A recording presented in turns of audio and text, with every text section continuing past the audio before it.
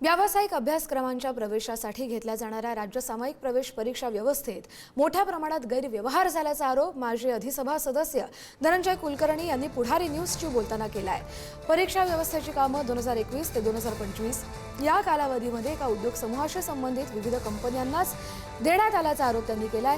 निविदा प्रक्रियेत स्पर्धा टाळण्यासाठी निकषांशी संबंधित समूहाच्या सोयीने ठरवण्यात आले असं देखील कुलकर्णी म्हणतात। या माध्यमातून सुमारे 699 कोटी रुपयांचे व्यवहार झाल्याचा दावाही त्यांनी केलाय।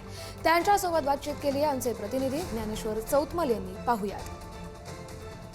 व्यवस्थेमध्ये गैरव्यवहार होत आहेत, गैरप्रकार होत आहेत अशा पद्धतीचा दावा धनंजय कुलकर्णी सरांनी केलेला आहे। सर स्वतः आपल्या सोबत आहेत। सर कशा पद्धतीने हे सगळे गैरप्रकार होत आहेत आणि काय नेमकं आपलं म्हणणं आहे? पहिलं टेंडर 20-1 रुपयाचं असेल तर शेवटचं टेंडर हे 80-90 रुपयाचं आहे। हा त्याच्यात निदर्शनास आल्यानंतर याच्यात आर्थिक गैरव्यवहार होतो अशी तक्रार आम्ही 22-23 साली केली। ती तक्रार केल्यानंतर महाराष्ट्र शासनाने चौकशी सुरू केली माझ्या तक्रारीच्या आधारे, तसं पत्रही उपलब्ध आहे। परंतु प्रत्यक्ष कारवाई काही झाली नाही। माझीच चौकशी या आर्थिक गुन्हे अन्वेषण विभागाने किंवा अन्य पोलीस यंत्रणांनी माझीच वेगळ्या पोलीस स्टेशनच्या माझ्याकडे केली। म्हटलं माझी चौकशी करण्यापेक्षा ज्यांच्या विरुद्ध माझी तक्रार आहे त्याची चौकशी करा, पण त्याची काही दखल घेतली गेली नाही आणि विषय थंड बस्त्यामध्ये गेला।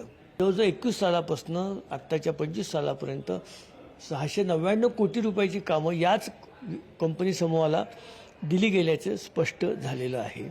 म्हणून आम्ही शासनाकडे अशी मागणी करतो आहोत की हे तुम्ही याची चौकशी करा आणि याच्यावरती योग्य ती कायदेशीर कारवाई करा। आम्ही शासनाला विनंती केली आहे, परवाच्या पत्रकार परिषदेच्या माध्यमातून आम्ही हा विषय समाजासमोर मांडलेला आहे।